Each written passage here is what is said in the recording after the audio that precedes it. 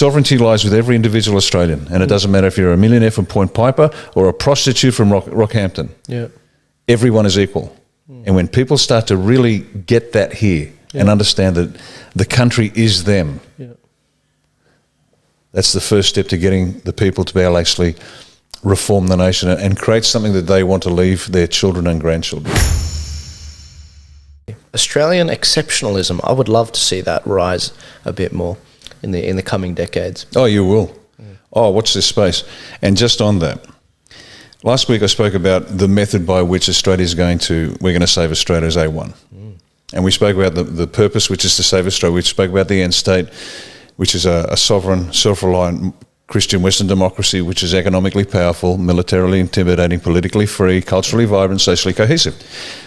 And we've got to remember that, because that's the prism through which we look at every problem. Now, the method, and I mentioned it, to create a moral political party that raises each citizen to its highest individual potential so that collectively we can contribute to the reformation of Australia. Yep. Now, that's a wonderful, high-sounding process, but how do you do that in a practical sense? Well, I told you, I'll be going around the country, electorate by electorate, speaking to all the A1 groups, doing what I do for major corporates on leadership, strategy and innovation. So that's that part.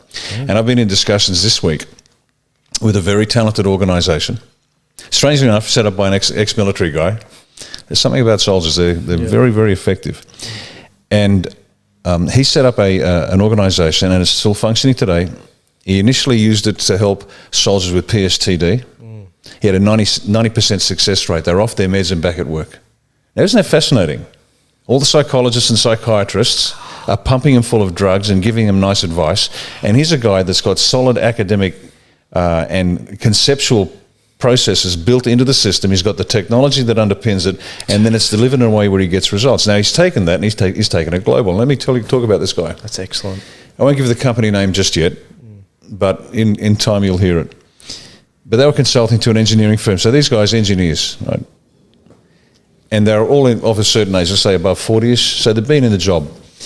And he was going to consult to this organisation. They had a turnover of 17 million. And one of his mates said, "Why bother? You can't teach an old dog new tricks." You know the old saying. And he said, "No, we'll do this. We can turn this around."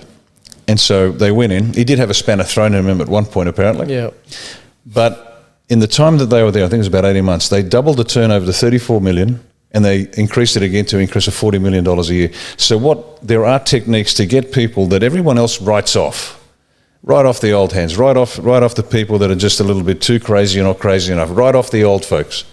No, everybody gets a gig, everybody gets a seat at the A1 table. Everybody, and I'm going to keep saying it until people get into their heads. Sovereignty lies with every individual Australian, and it doesn't matter if you're a millionaire from Point Piper or a prostitute from Rockhampton. Yeah. Everyone is equal. And when people start to really get that here and understand that the country is them,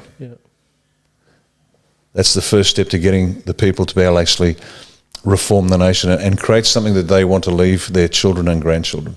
This is doable. Wow. You didn't hear that on the ABC, did you? No. No, just tear your party dress, run around with your hair on fire, clutch your pearls. Yeah. Even immigrants? Even immigrants. Even immigrants. We need as many as we can get. Yeah. Are you sure, Riccardo? I don't know. Hang on. I've heard some racist comments about... Let me just check my racist check. Bugger. I'm out of the club now. Please. God damn it. I'm looking forward to you, battling with the media. Before we did the show, Riccardo, we watched this great video called "You Can't Barrage the Farage." Maybe I'll upload the Riccardo's reactions to that. But it's masterful. Watching Trump, watching yourself, because I saw what you wrote in what was written about you in the Sydney Morning Hamas newspaper, and watching Farage battle with the media. It's very entertaining to watch because no one likes the media. If you want to improve your rating, this is any politicians that are listening, and I know there's a few New South Wales senators that listen. If you want to improve your rating among the public, attack the media.